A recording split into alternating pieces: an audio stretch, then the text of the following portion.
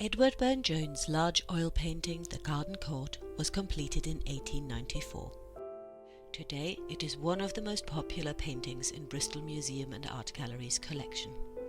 It perfectly represents what you could call the Pre-Raphaelite dream of a medieval past. Throughout his life, Burne-Jones was captivated by the fairy tale of Sleeping Beauty, or Little Briar Rose, the story of a princess who, in an imagined medieval world, is cursed to sleep for 100 years by an evil fairy until she will be awakened by a handsome prince. When the curse takes effect, every living person and animal in her palace falls asleep as well, and the castle is covered over and over by impenetrable thorny roses. This dreamlike scene in front of us relates to the part of the story when the prince is about to discover the enchanted castle where sleep reigns supreme. We see 6 young women who have fallen asleep while weaving and fetching water when the enchantment began. Now their stylized bodies form a decoratively flowing frieze across the picture's narrow foreground before a thicket of sweet briar roses.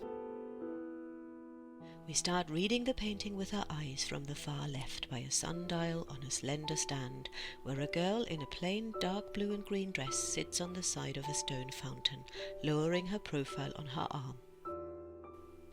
Next to her and facing us is a girl who has rested her head on a small vessel. At her feet, slightly further to the right on the polished stone floor, sits a girl in a pale red dress with a blue sash around her waist and a grey turban. She turns her back to us, legs tucked under and leaning her shoulder against the wooden frame of a loom that rises up to the upper edge of the composition.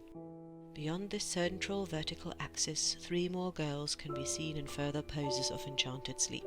One in a dark green dress sits almost upright against the loom's beam. Her right hand has dropped down and released a sphere which has rolled along the shiny floor.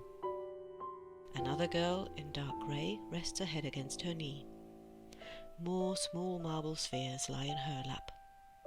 To the right, the girl in dark lilac who was working the loom has sunk onto the cloth over the front beam. Her hand is resting on the beater.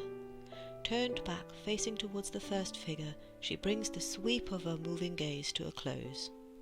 All of the young women's faces appear similar and idealized. They are all based on the features of Burne-Jones's daughter Margaret.